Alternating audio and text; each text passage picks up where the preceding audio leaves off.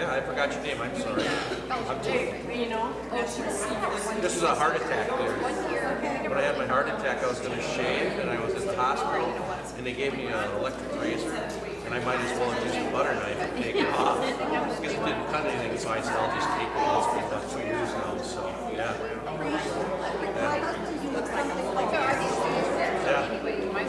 Oh yeah.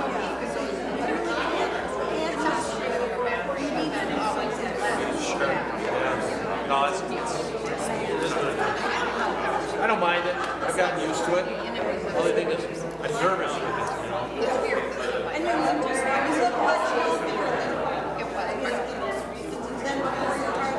Thank you. Yeah, I didn't feel bad. Yep.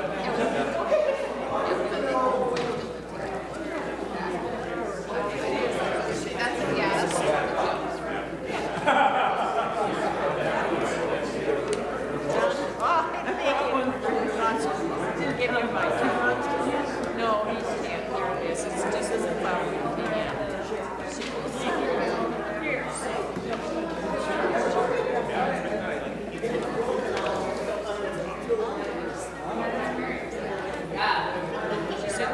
I do it, buddy.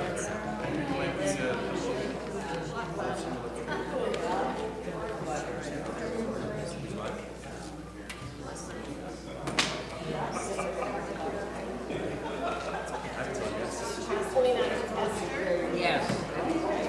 But you're welcome.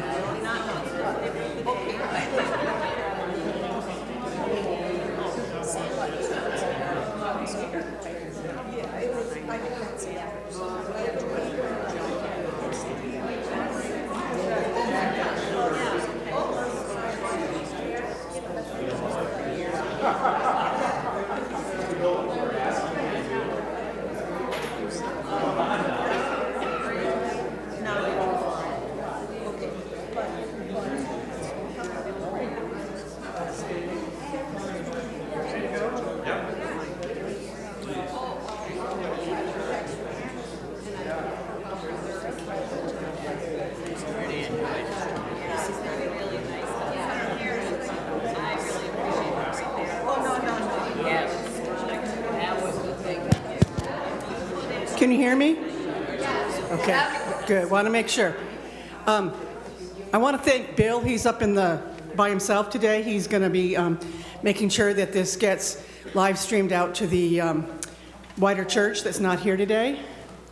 Also, just to let you know, if anyone out that's not here in person who wants to ask a question during this hearing, or a comment, they can email Mary Burkett, and she will make sure that question or comment gets into our meeting. So, the office at Menominee UCC.org. So, okay, so thanks, appreciate that. Okay, I'd like to welcome you to this budget hearing, it's time to go over and look at our budget and see what's happening and what we can do to change it or make it better or whatever. And I'd like to first ask Pastor Kathleen if she would come and offer a prayer.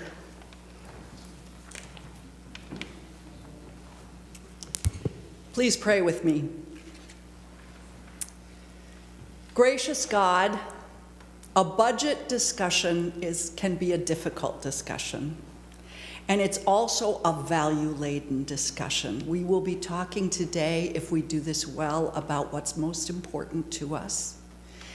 And we'll be making probably some difficult decisions. So we ask God that you enable us to have a faithful conversation. May we listen closely to you and closely to one another.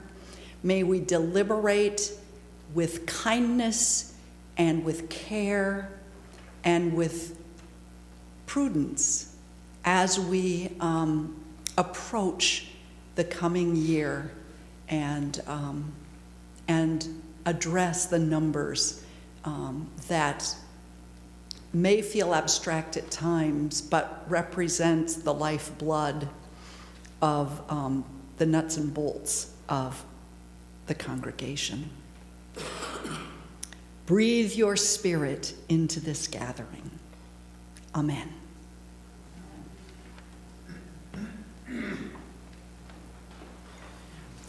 Okay, most of you, if you don't have one, you have the balance sheet right here, so you can take a look at it.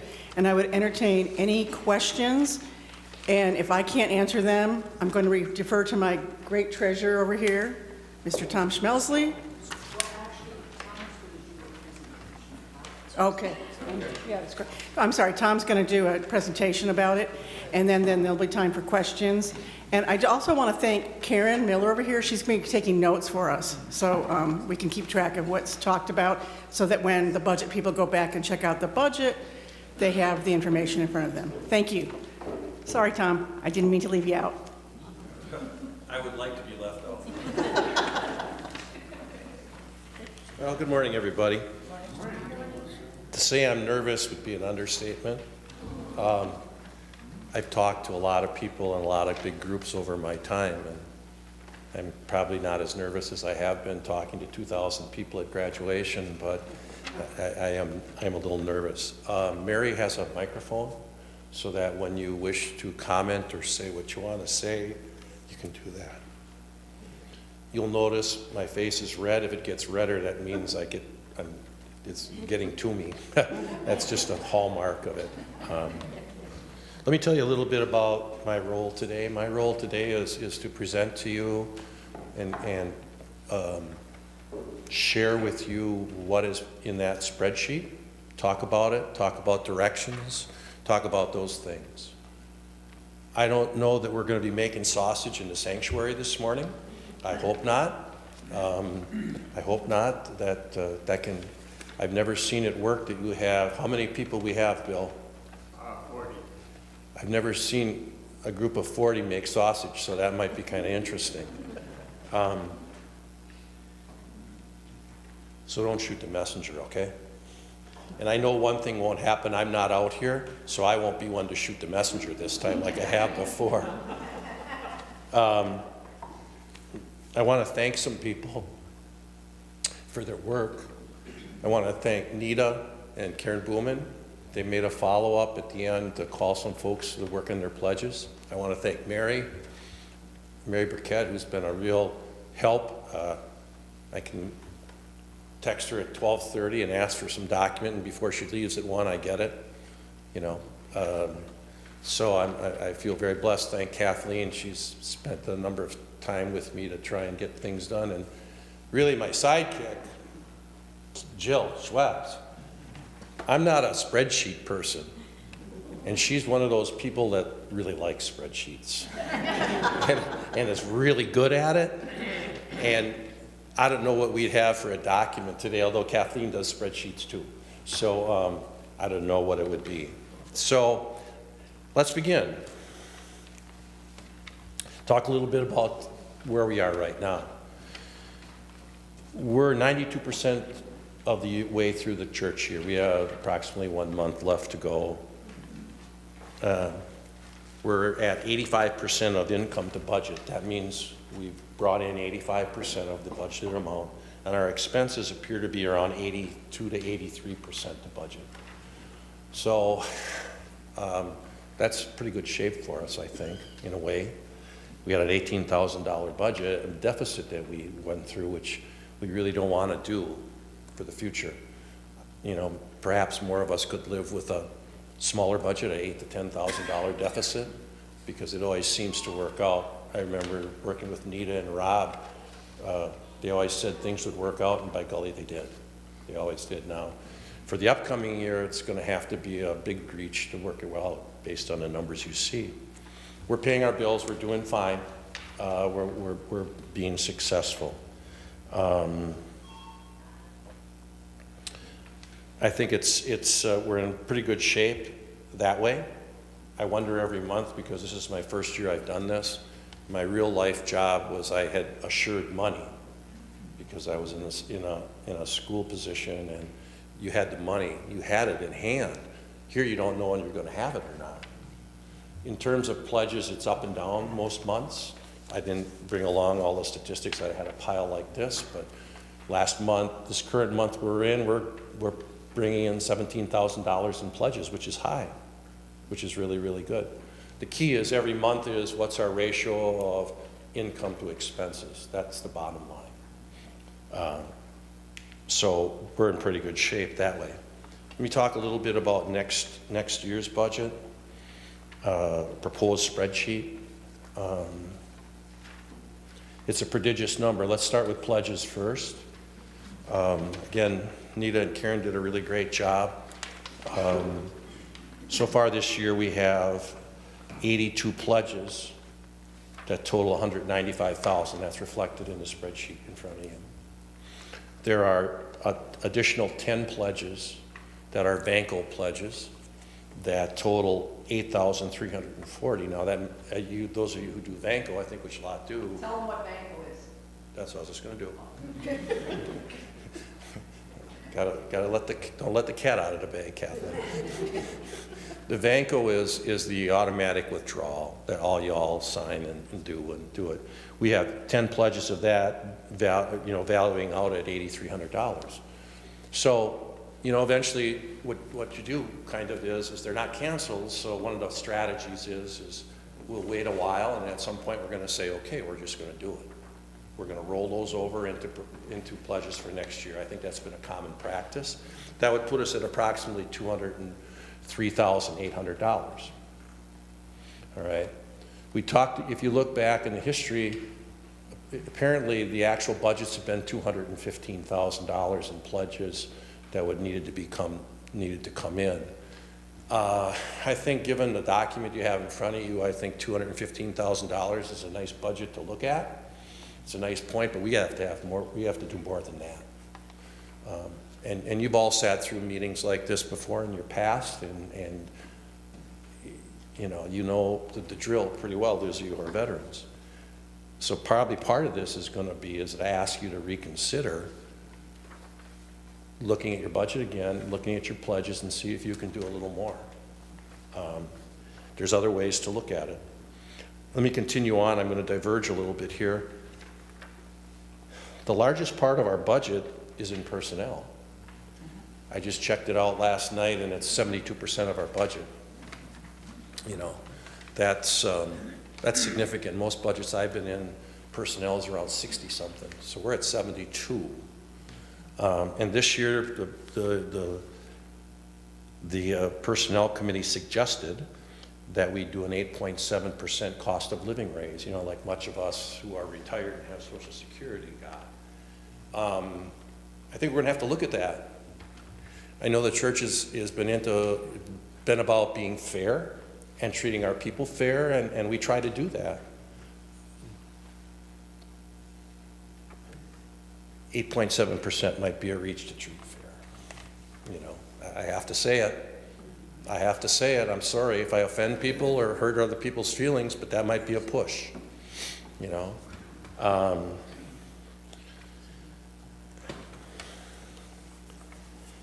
The other thing is in the top line of the income in your budget. I'm jumping around again. There's other places where money comes from in. There's loose offerings. We know now that the planned giving will be giving us about $7,100. Women's Fellowship has made a pledge of $2,500, which is up. We thank the Women's Fellowship for that. So there's income pieces there. There's rental in there, other kinds of things that hopefully would generate more income, you know, which raises the question, what are we going to do about rental? Are we going to let people use the place free? Are we going to raise the rent? What are we going to do? You know, we have to look at other profit centers, if you will, to raise money. I mean, I think that's a foregone conclusion, you know. And I think that, you know, I worked for hours on this presentation, and I'm just about done. I went over it and went over it and went over it. And when you get down to it, there ain't a lot to go over, people, you know. It's kind of what it is. And we could cut, you know, we could cut every cent of raise for staff, and somehow, some way, we'd still be in a deficit mode. Quite a bit. Yeah, let's not talk about that number, but yeah. But yeah, I mean, if let's just say that we cut $25,000, that would still leave the proposed budget, the proposed deficit is $63,000. $63,000, back page, left, lower right. Go ahead. Actually, if we Oh, yeah. So total staff increase is $20,000. Right. Cut all 20,000, we'd still have a. Sorry. The total increase, at least from this spreadsheet, in salaries it totals $20,000. Right. So if we didn't increase salaries by 1 cent, right, we could cut $20,000 off the deficit, but we'd still have a deficit of $43,000. Right. And I think one of the things we have to do is I think we have to take a look. I went through and looked at it, and I don't see how the numbers add up that way. And I know Jill's gone through it pretty with a close eye. So I think we have to really.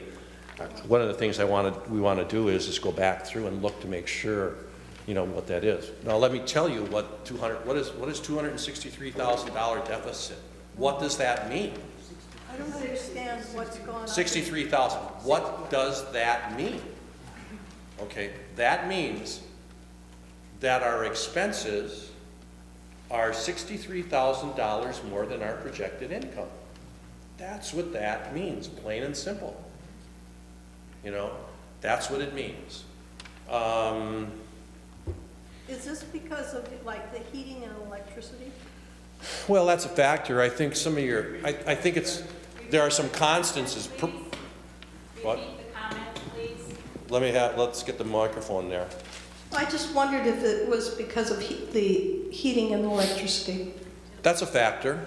There are some factors that are built in. There's factors for utilities, for property. You know, obviously property is a big deal. We got to keep our building standing, and you can't do it all through a capital campaign probably, all right? So that went up some. I don't know how many of you deal with property and liability insurance. Thank you to Church Mutual. Our rates went up again this year. you know, those kinds of things. Those are factors that factor in. But yes, property is part of it. I went through and I looked at it and I thought, that's part of it. You know, you got to keep your building alive and well and functioning. So yes, that's going to be, and I think probably we probably could have even raised it higher, if you will, for property costs, you know, infra, you know, utilities, gas, heat, electric, that kind of thing. So yes, that is a factor. How significant a factor is, you know, it all factors in. It's like a stew. You put everything in it, it comes out, you know, it comes out that way. So that's what that means, basically. All right. So again, how do we close that gap or eliminate that? Yes, Ron. Why don't you wait for the microphone, please?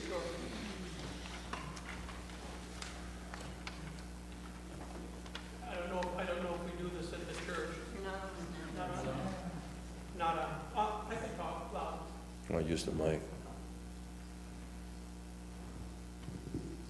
Okay, so do we clarify each entry as whether they're fixed overhead or variable overhead? Do we see what's like necessary is obviously property, or not property taxes, but maintaining the building. Mm-hmm. And then there are other things that are variable. When I ran my business, variable was always elective.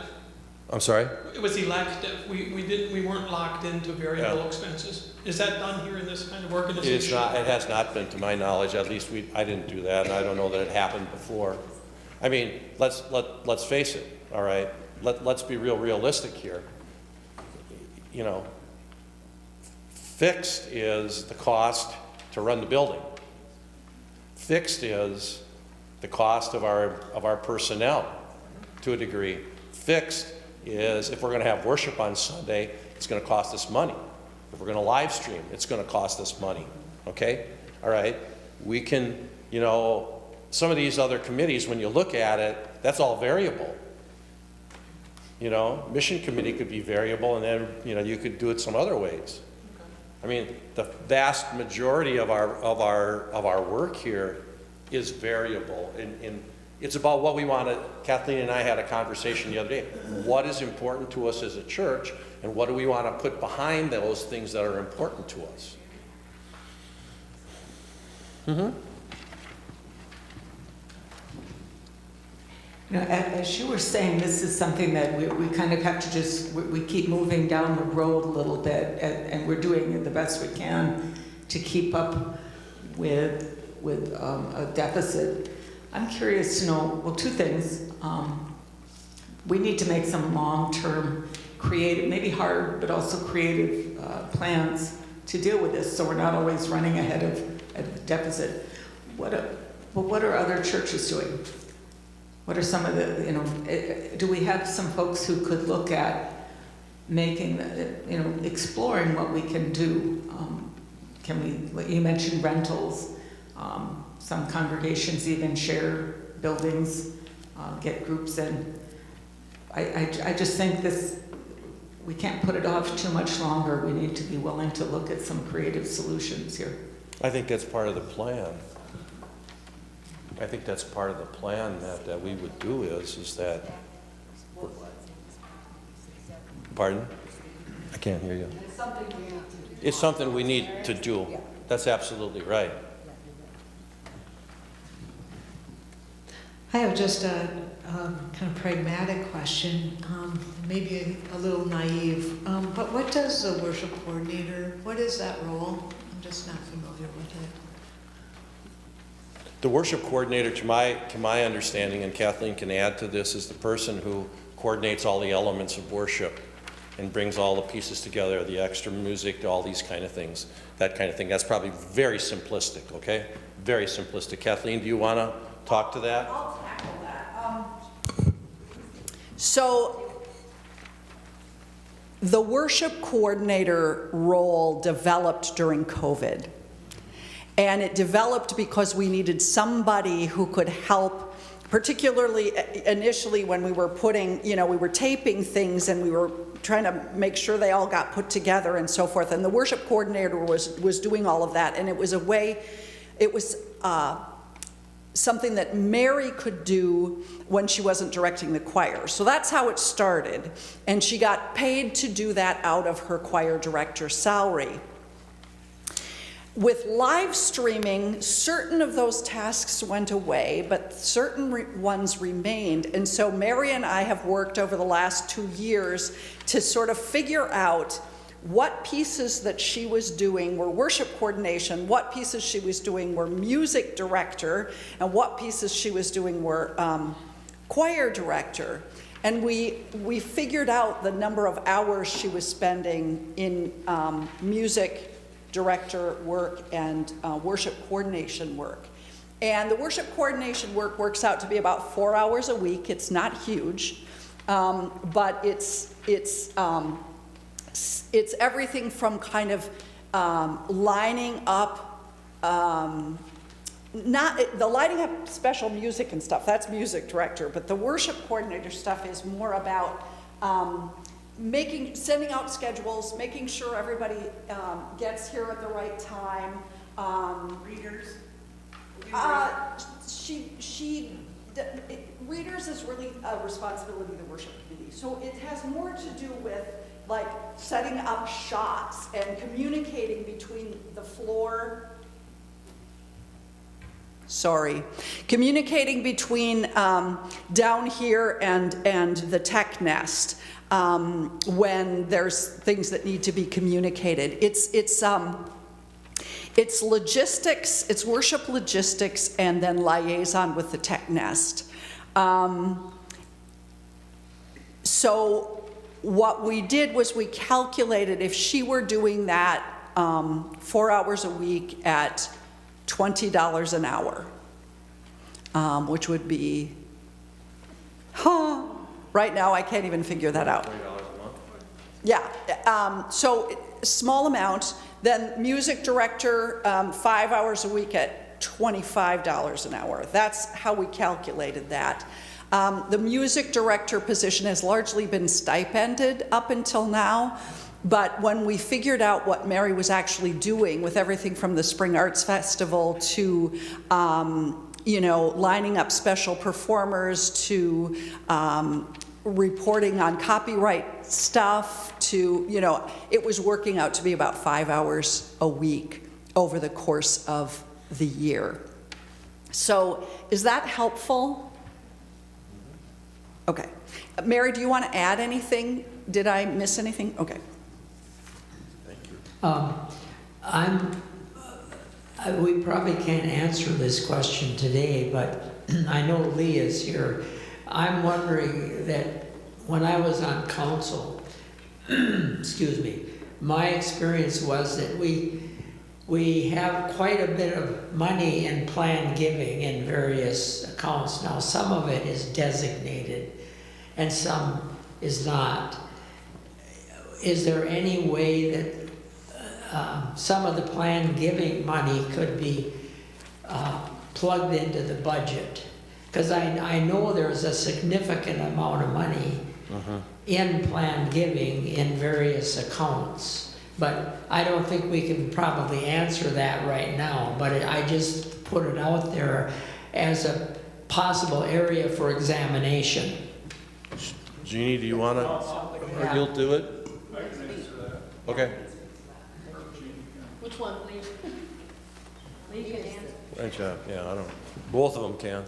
Yeah. Lee is the current treasurer, and so we'll work together with this one.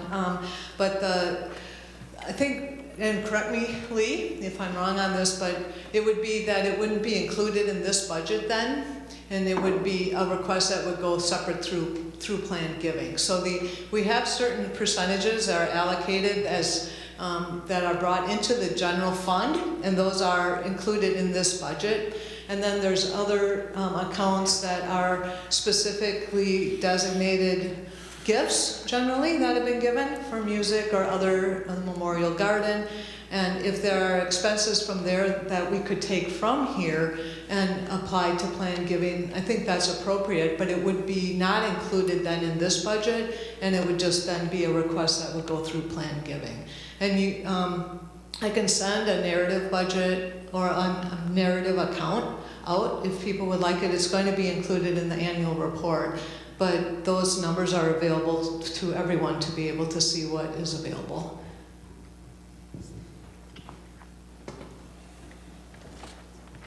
Lee, do you have anything to add? If you look at the first page under income, there's about 2/3 of the way down, there's planned giving. And you look across, there's $7,108. Now, our endowment, every year we take 4% of that, and it comes back into the general fund. And I'm going to be meeting this month with Edward Jones and get that into action. In the undesignated funds, 35% comes back to the church. 50% goes to endowment, 35% comes back to the church, 15% goes into missions.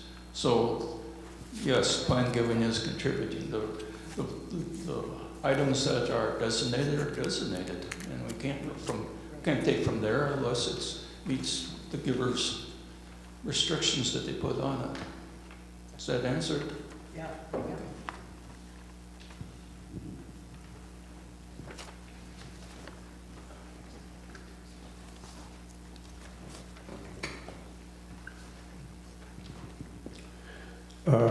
In answer to one of the questions that was brought up as to how are other churches doing it and what are they doing different to prevent this deficit budget every year, a lot of it has to do with membership.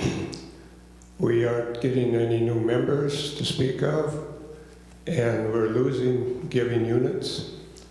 So we're going to continue to have this problem, and the only place we can go with it is cutting expenses. But that being said, I had one question. Youth program coordinator, $7,800.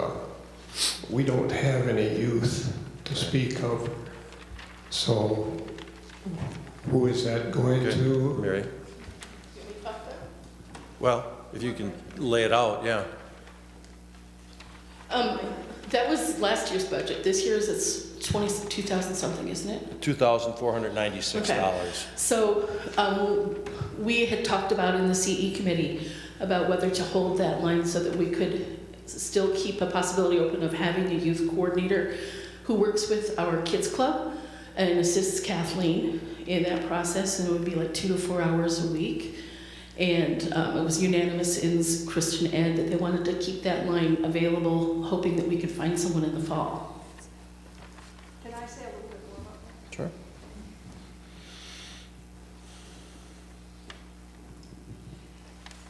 Yeah, right now we're functioning without one. We actually we have 7 kids that are actively engaged in Kids Club. Half of them can't come on Sundays because of custody arrangements. The other half would be here if we could offer programming on Sundays. We can't offer programming on Sundays unless we can have volunteers that do that, or unless we can hire someone to offer that.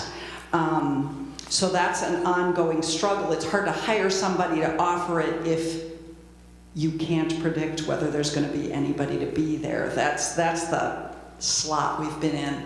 I was a little disappointed personally when CE decided to keep that in, because I was looking for ways to cut. But I understand what they're thinking. What they're thinking is we want the option to grow.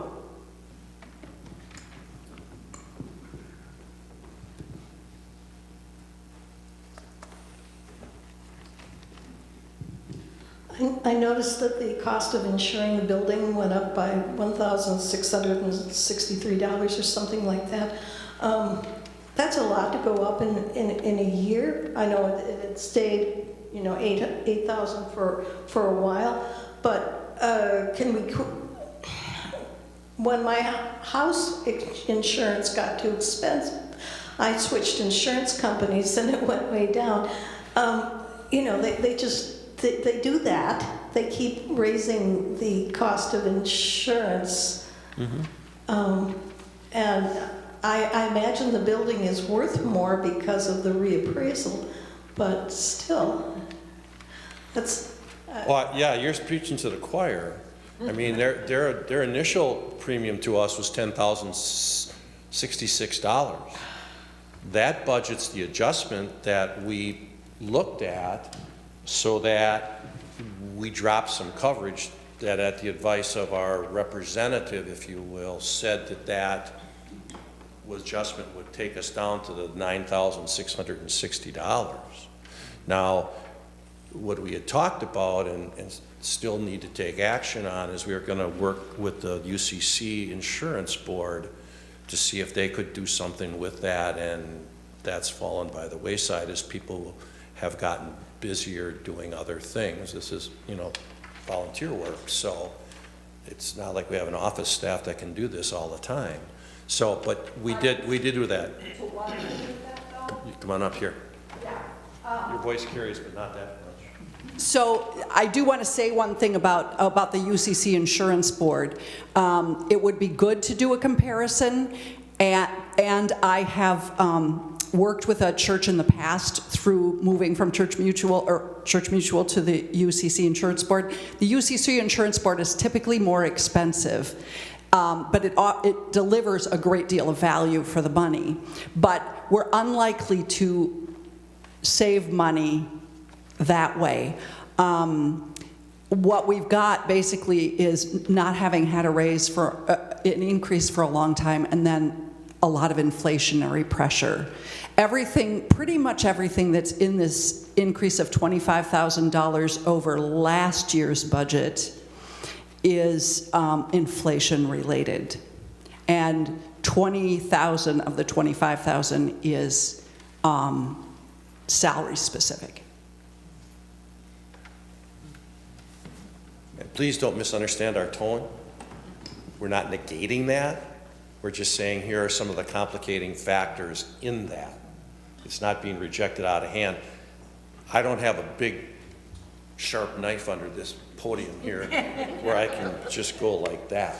You know, the process, as you know it is, we have this meeting today. Karen is taking minutes. We'll take it back and take a look to see what we can do. We're hoping, you know, a suggestion of insurance is one thing. Relooking at our individual commitment to pledges is another. Looking at the personnel piece, probably recosting that and looking at it closer. I've done some preliminary costing on different levels of what it would mean if you did a 3% raise, a 4% raise.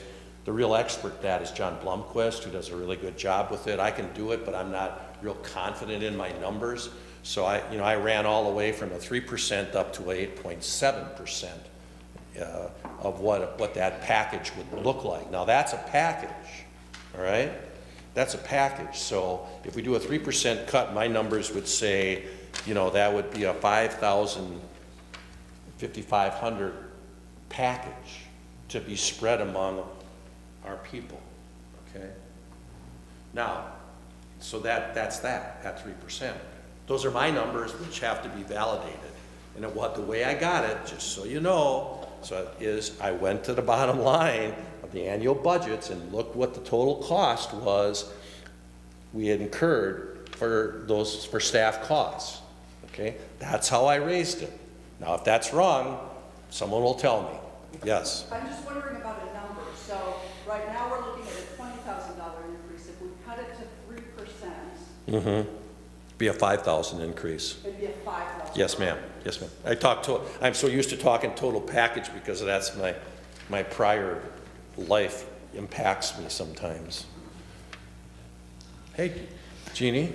So I was doing just some simple numbers too, and if we average about 100 giving units and divided the 63,000, then it looks like we would be at about $630 a year per giving unit.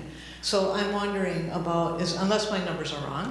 I don't know, that seems light, but yeah. Yeah, right, divide that out. Yeah, really, but. And then you have, so my thought is if we could meet halfway, if we were able to find about 30,000, that we would increase our giving and cut about 30,000. If that would be something that we might entertain.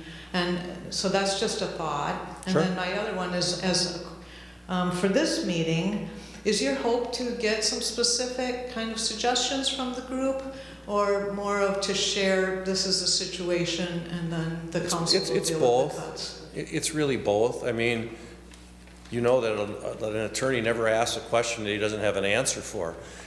I'm not an attorney, but I do have some answers to some questions that have been raised.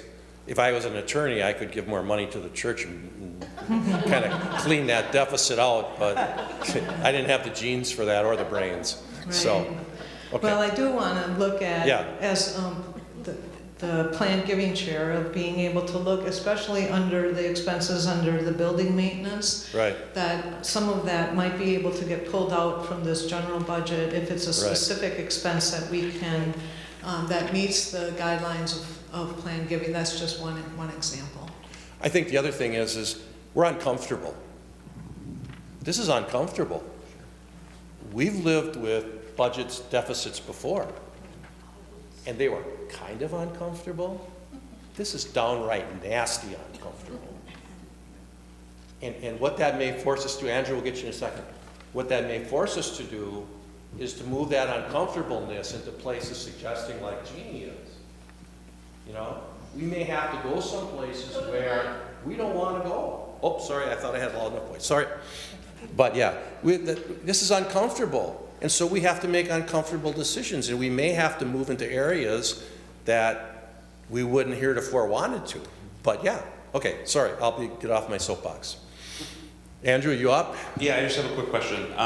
So, under the expenses, 5.605.002, what is the cleaning services that was added in last year's budget and then into this next proposed budget of 5,000? Good answer. Good question. Okay.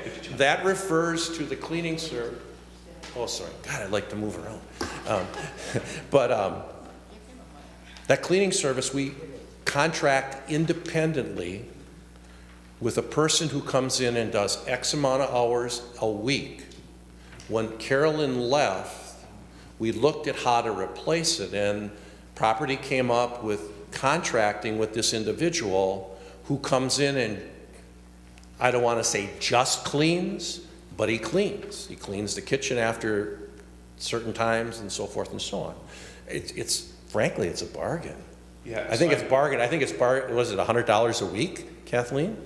If it's $5,200, that's $100 a week. Every pay period. Yeah, it's what? $250 every pay period. Okay, thanks, bookkeeper. So if we go to the staffing expense, right? So what you're basically saying is, under the custodial staff expense, 5.240.001, that used to be a full-time job, and we've kind of split it into two? Because it used to be 15. We economized by doing that, because then Gail Scamper is our custodian, and she's on a very flexible schedule. Okay, if we don't need her to be here, we don't pay. Got it. Okay, so you don't, now, she's been luckily in the South for 2 months. God bless her, you know, and so for 2 months, there's no expense that goes out for that. That was a creative way to staff it with people that we could rely on and trust. And so we saved money, I believe, last year to get to that. Sure. And frankly, we're probably underpaying the independent contractor. Sure. But he's happy working here. That totally makes sense. He gets all the grace he can want. And he gets Thursday's table meal. Yeah, that's right. Don't be talking about that. So if we're talking about ways in which to modify and figure out a way to make up this deficit, right? So we're looking at $63,000 in the proposed budget, $63,374. If we have 100 giving units, which is an interesting way to refer to people, but okay, giving units, humans, right? It's $633 for the year. If we are able to divide that by 12 months, we're asking people to give $52 a month.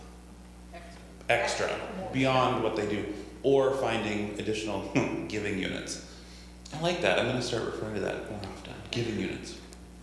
If we're able to reduce the proposed budget, what was the number you threw out, Jeannie? $35,000. If we're able to get that down to $35,000 through whatever means, right? Divided by 100 giving units, that's $350 a year. Divided by 12 would be $30 a month. I'm more than happy to pledge an additional $52 a month to make up for the deficit, if we think that that's attainable. If we think that there's a compromise in between 63 and 35, whatever that might be. I think if we look at more of the monthly giving, or even splitting it out weekly, that might be attainable for people, just as a way in which to bring in additional revenue. Let me ask a favor of you then. You talk pretty fast, and you ran those numbers really fast. Sure. Could you send us an email breaking that down? Absolutely. So that we could look at it? Yep. I mean, it makes intuitive sense to me what you're suggesting, because you're saying, can I give $50 a month more? Well, of course I can. I don't know about anybody else, but I can. Right. Can I give $10 a week more? I can. You know, that's another way to look at it. Instead of saying, I'll increase my pledge by $2,000. I'd love to have an increase of $2,000 in a pledge, but this makes more sense. It's like quit buying packs of cigarettes and putting that money into something else.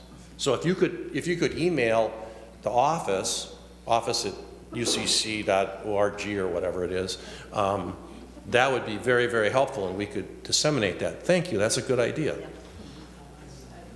I think it needs to be twofold. I think we need to be looking at some simplified ways to do that in small amounts across planned giving units, and also a way in which to maybe increase participation.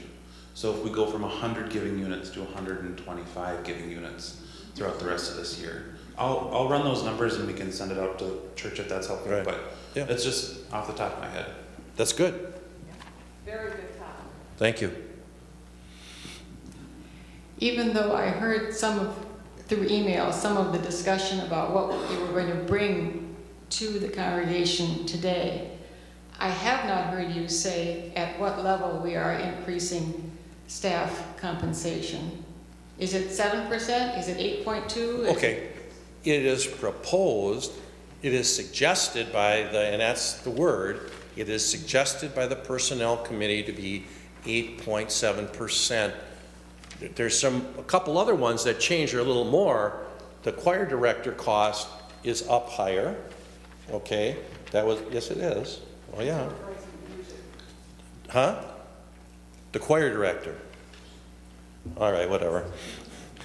Somebody that does that. The music director I have, and then and establish a worship coordinator position. Those are additional pieces. But the package itself is 8.7% for FICA and salary and other pieces. I'm aware that there's a trap involved to trying to save pennies by cutting staff increase levels, because then the next year you're farther behind the inflationary burst that we're in. And I'm aware of that. But I thought we were going to possibly look at something very moderate in terms of this choice or that choice. 7%, I'm speaking roughly, okay, so 7.6% or whatever, versus the 8 point whatever. Yeah. Sure. In terms of what difference that would make. Just not a huge haircut, but a snip. Yeah. No, I agree with that. I was not prepared to come in here today and say, do this, do that, do this. That's not my function. My function is to come in and compile this. Let's think about how we do business here. We do business as a congregation. The treasurer doesn't get to say, you get to slice this, you get to slice that. Too bad, Rose, you're not going to get any money for that. You know, the treasurer doesn't do that. You know, it's the function of the congregation as led by the executive committee and by the council That's how we work. That's how we work. And you're right. Those things are there. But I was hoping today that we would get some of those thoughts out. And I thank you for bringing that up, because you're right. But I'm not I'm not Benjamin Franklin. I'm not the non-stopper idea hopper. You know, I'm just not. I don't have that capacity. So, but that's the idea of what we came together for. We're starting to make coffee now. Good, good. Or sausage. And so just because it's in here, people, doesn't mean it has to stay the same. Just because it's in this proposed spreadsheet doesn't mean it's written in stone. It's not. You'll hear me again in a month talking again. You'll be sick of me. But yeah, Naomi. Yeah, thank you. I'm looking at how we can increase income other than donations or whatever, pledges, excuse me. I'm just interested in the room rentals, that whole arena. I see we came down $1,000 from 2020. I'm just wondering if there's people exploring what the possibilities are out there. Do we have people asking to use this? Again, one of the outcomes of the meeting, you hit it right on the head. You know, if you know, we had talked, Kathleen and I had talked a little bit about outcomes, and that's one of the outcomes. That's one of the outcomes. Do we want to have some people step forward and say, you know, can we do this for rentals? Can we market better? You know, that kind of thing. My outcome, hopefully, was today is to talk about pledges. Andrew, in his way, as suggested it. I've said if you want to look in each of our individual collective pockets, can we do that? Rentals. What can we do about rentals? Do we do fundraisers? You know, I don't know what our bandwidth is for fundraisers. You know, our bandwidth is, you know, kind of a tough one. And donations. You know, and so I think that's part of it is, yeah, the rental thing. And we got to be quick about this because we have an annual meeting a week earlier this year on the 23rd of April. Right. So, you know, whatever we do, we got to snap a little bit here. I think it was Heather that said something about what's our long-range plan here, because right, I think looking ahead, I mean, definitely we're facing an aging group here with less income in the church, so I think we do need a long-range plan. Right. Nita?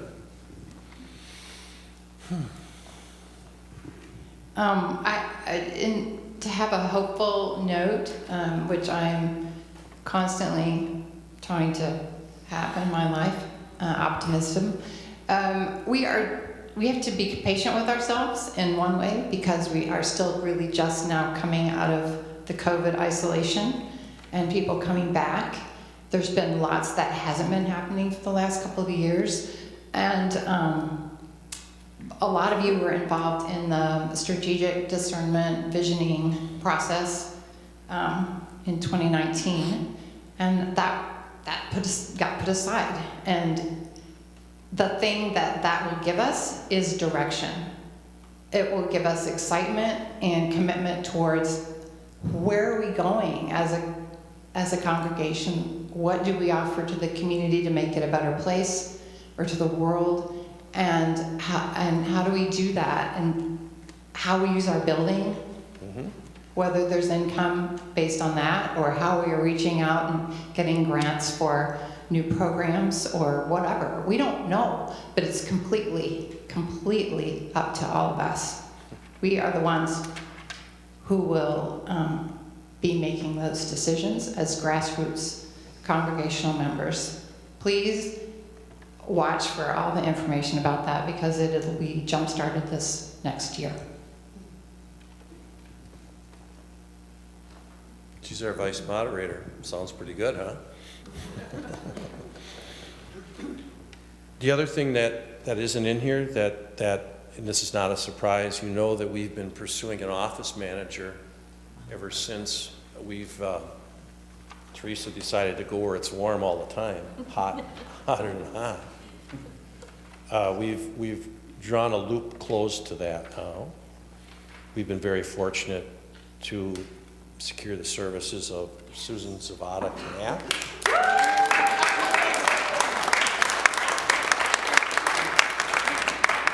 She just agreed to come to work with us. I don't know if you said anything to your old employer yet, so you may have to keep it in the sanctuary for the day. But we're going to arrange some things differently in terms of workday. The office will not be open on Fridays. She's going to work during summers.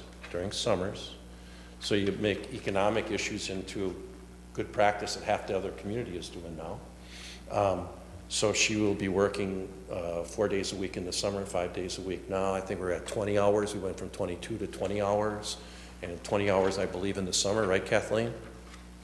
20 hours a week from September through May, and then 16 hours a week of June, July, August. Okay. So we're again, we're economizing. That isn't reflected in here. Okay, that isn't reflected in here. The other piece is in the recruitment of the office manager. The office manager job was like a amalgam, if you would. You know, and as Teresa was here longer, she took on the bookkeeping, she did this, she did that. What we tried to do is we tried to separate the bookkeeping part from the rest. And we're going to learn about that. We're going to learn about that, but we, and the council will fully approve. We did it by email. We will secure the services of by the book bookkeeping service, and she will become our bookkeeper. In the transition, we expect it'll be more hours potentially to get set, but she believes that she can get by at 10 hours a month.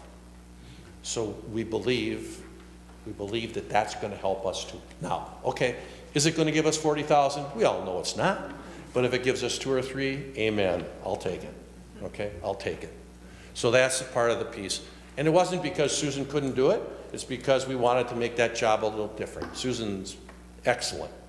So it's all good. Okay? So that's how some of the moves we've made that you see, that are going to be coming, that we're trying to do some things differently. And Susan starts April 13th, the week after Easter. Again, that stays in the sanctuary. And on the live stream of the meeting. Oh, Jesus.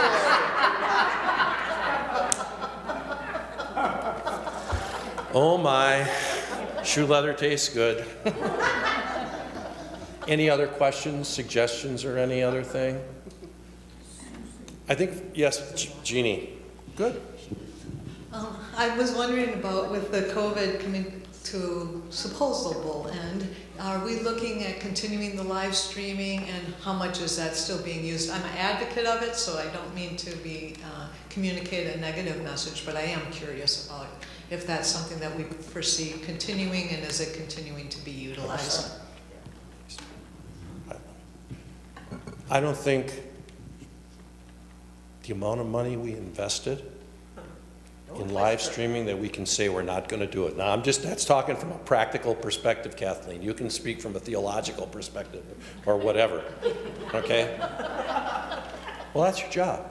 But we're not going to shut that room, put a padlock on it, and I'm not trying to be, it's a little sarcastic, a little snarky, so please bear with me. I'll say 3 Our Fathers and Hail Marys after or whatever, but we're not going to shut that room down with the money we put into it. You know, and so we're going to, I think it will continue. I think it will continue. All of that money was for plan giving designated. It was. Yeah, good point. I wasn't trying to shirk that off. But yeah, I think it's going to continue. I think it needs to continue. And It's really being used. Yes. Let's go to Toby here next, please. I would just ask if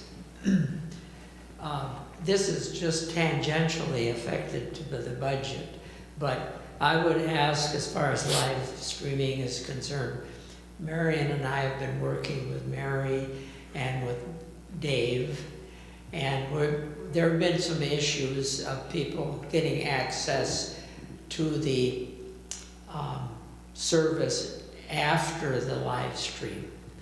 And I would just plead for the council to designate someone to really monitor any issues that arise in live streaming and try to address them, because we have spent a lot of money.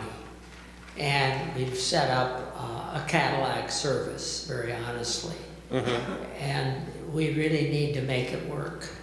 And it's not always working very well. So, and I'm just Thank you. holding that up, that it really needs to be taken care of. Thank you. Again, that's an important part, that maybe it isn't about the budget, but it's about us. Yeah.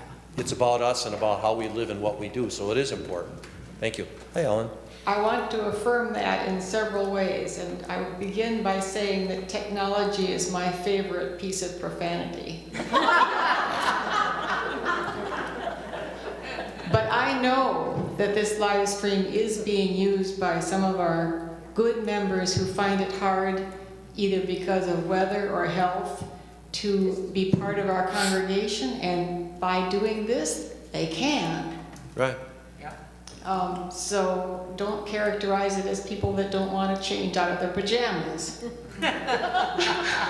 Although there may be some of those. All right, so we want to do it, we want to do it right, and with God's help, because it could take that, I think we made the right steps putting in a flexible and powerful system. We just need to keep working on getting that under better control. Okay. And if that takes some extra volunteers, we could sure use them. Bill, you had your hand up. And then we'll get Heather. One question I was just wondering, it always concerned me a little bit when we went to live streaming. Some of those people probably no longer are in attendance here. Have you any way of knowing, has that affected any of our pledges at all? My thought is, you know, if you're not coming and using the building, maybe I can cut my pledge, or maybe I don't have to pledge anymore. I just wondered if there's any way of tracking the number of giving units you've had this year versus last year before COVID. Well, let me answer it this way. We have 95 pledges from last year. Right now, with those 10 pledges that are automatic withdrawal and not canceled, we would be at 92. We could go back and look to see what the pledges were, in 2020? Mm-hmm. We could do that. No, that doesn't sound like a large enough number to be mattering, if that's all it is. Right. I'm just surprised that we're down to 95 giving units. I remember it wasn't that long ago, we were at about 125, 130. Now that's people who made pledges. Yeah. That doesn't mean people who, I think, send checks or other things. I think it's just pledges. Yeah, so pledging units as opposed to giving. Pledging units. Okay. Giving units. I used the wrong word. Okay, sorry. Giving units. Yeah. That's all pledging units does. I'm sorry, Mary? That just reflects pledging and not total giving units. Okay. Okay. Okay. Anyway. I'll be over at your house. I'll be over at your house at 9 o'clock tomorrow morning, and we'll get her done. A last comment from me, and then I'm done for the day. But anyway, I'd just like to thank Tom for your honesty today. We need that with what we're looking at here, and definitely the council and whoever the committees are have some huge decisions to make, and I know you'll do your job, and thank you for everything you've done. Thank you. I'm just asking. That's a bad ear. Oh. Never mind. Yeah. Let me get Heather's up next. Heather wanted to be up next, and Lee, are you talking? I will be. Okay, hit it. This is the 5th congregational church I've been a member of. And I started way back when I was in diapers. We're talking, and this goes along with what Nita said, I think.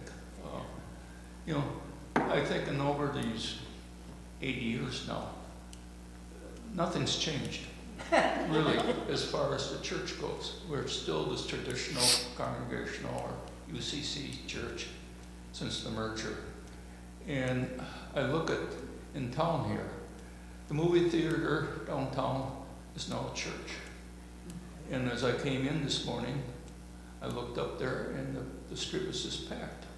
You know, and it isn't that they're at Marion's having coffee because Marion's closed.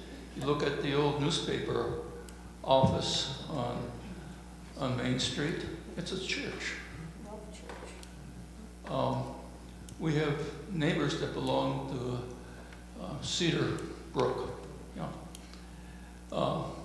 That church seems to be growing and growing and growing. It's very active.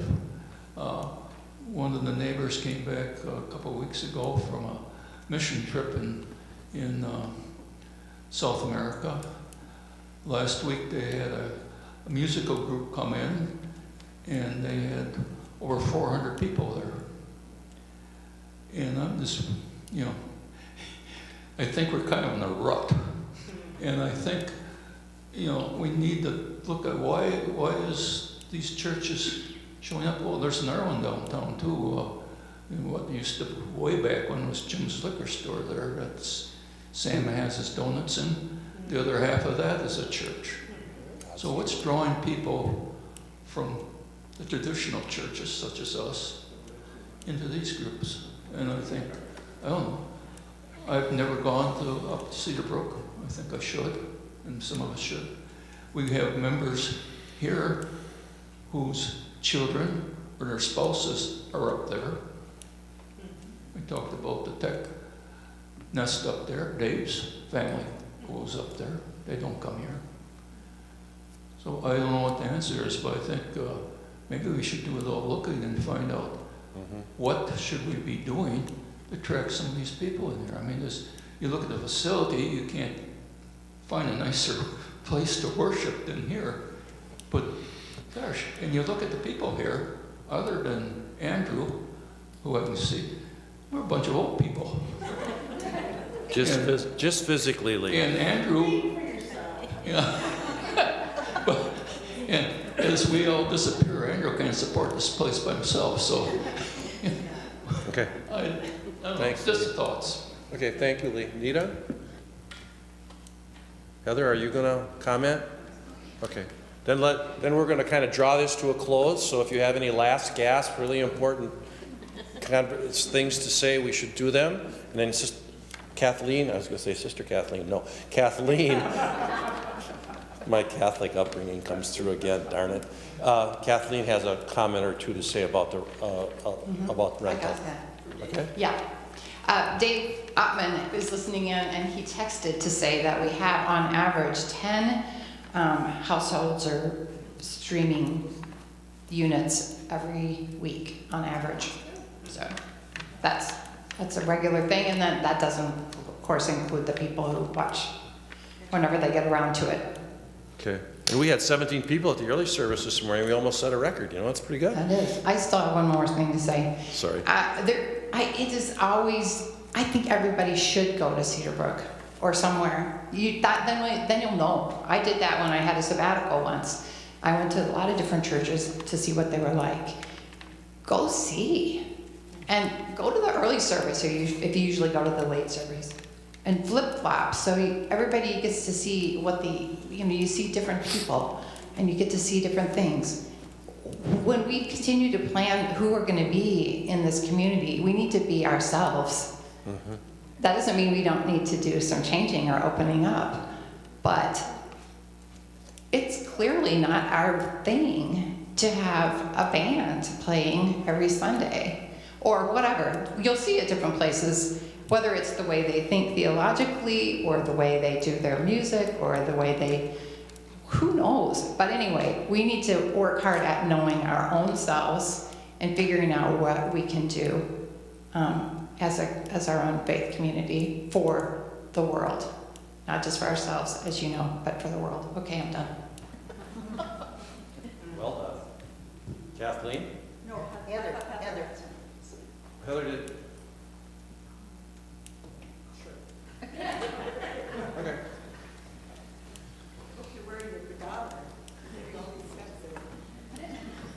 Got my phone on me, I'm counting steps. I just wanted to mention, when we talked about the live streaming, that's not just a gift for us, that's for the community. When we offer this space for rental, I mean, people could be doing theater productions here or having gatherings and speakers. I wanted to know if we are letting groups that come in use the live streaming. Just a thought. That's beyond my pay grade. Okay. Kathleen, did you want to speak? Please do. I just want to, I've been diddling around with numbers like everybody else, and I don't really trust what I have there because I couldn't even get my phone to produce a calculator. But you know, I'm imagining, you know, cutting the increases in salaries, cutting a couple of the lines for suggested staff that we're unlikely to use, imagining that Jean and Andrew might be right, that we can increase some pledges, and that we can add some pledging units. All of those are going to help this process. The other thing I'm wondering is there energy in this room, and you don't have to decide now, but I'd like people to think about it. If we're going to truly leverage this building as we could and get rental partners that can pay something significant, most of the time we're giving people huge discounts to meet here, which is wonderful ministry, but it's not helpful to our bottom line.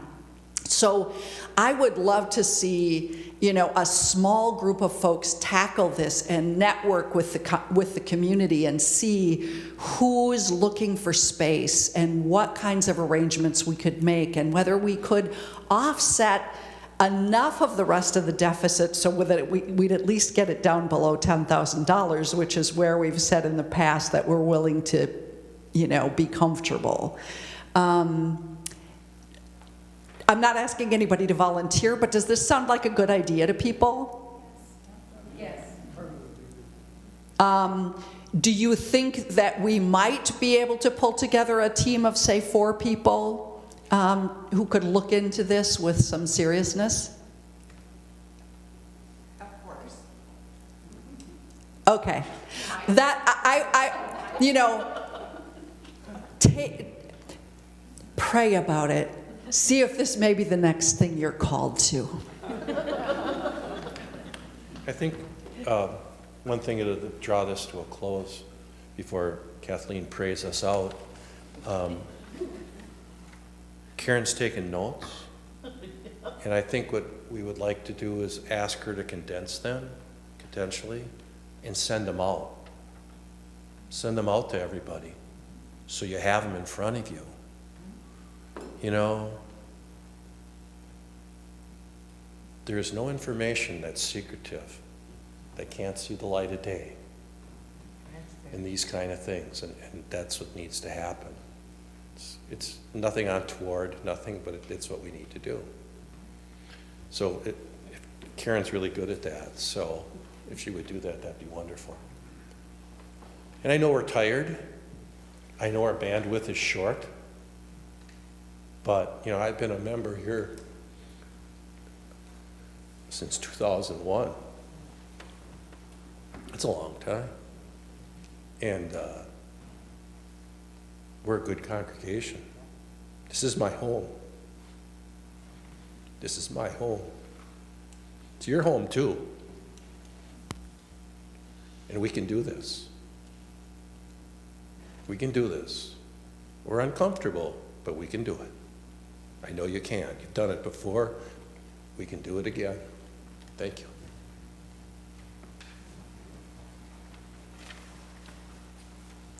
Thanks, Tom. Did a great job, and for the honesty as well.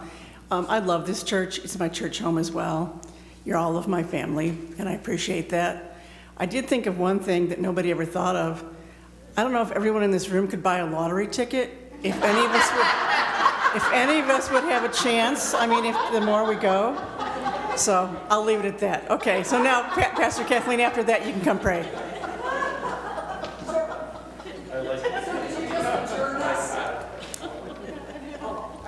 You just adjourned us? Okay, just getting clear. Bless you all. Bless you for your generous hearts. Bless you for taking this time today to wrestle, to be honest with each other, to think hard, to be creative. And may you go forth today knowing that you each and we as a congregation are held in God's hand, that there is possibility unfolding before us, even though we may not yet see us. May the road rise up to meet you. May the wind be always at your back.